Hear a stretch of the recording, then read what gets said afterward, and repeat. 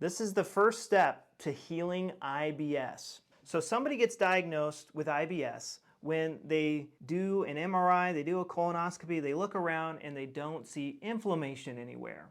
So the first question I would ask somebody is, do they have green, yellow, stinky, biley poops? They could be foamy, but they really stink when they come out and they burn. And now this is caused by the gallbladder going in and out of overdrive due to a territorial anger conflict for men, and for women it can be territorial anger or an identity conflict. And essentially this bile, we experience the conflict. Let's say you're fighting with somebody at work. Every time you fight with them, you have violent diarrhea after talking to them. So this bile gets dumped into your intestines. It's super irritating. Your brain tells it to get it out of you as fast as possible. So that could be causing your IBS symptoms if your stool looks like this. Now, if you're more constipated, it's what is something important to my survival I want to hold on to. Think about when your constipation and when your bloating started. The muscles are expanding and they're holding on to this thing which blocks gas getting out, and your intestines fill with gas and you become bloated.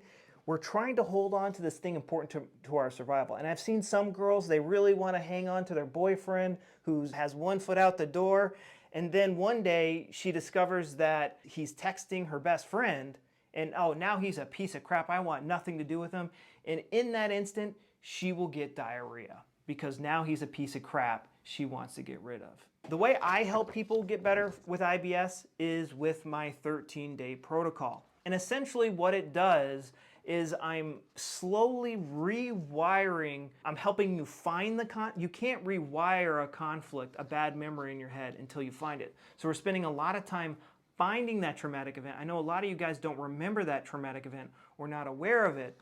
The exercises that I do in my protocol is we're finding that event, and many times just finding it will stop the symptoms, even if the conflict is still ongoing. I've seen it happen many times. In my bio link, I have a free webinar, which is a mini version of this, and I go into much more detail about your IBS symptoms and also other autoimmune issues. You don't have IBS because you're not jumping through enough holistic hula hoops.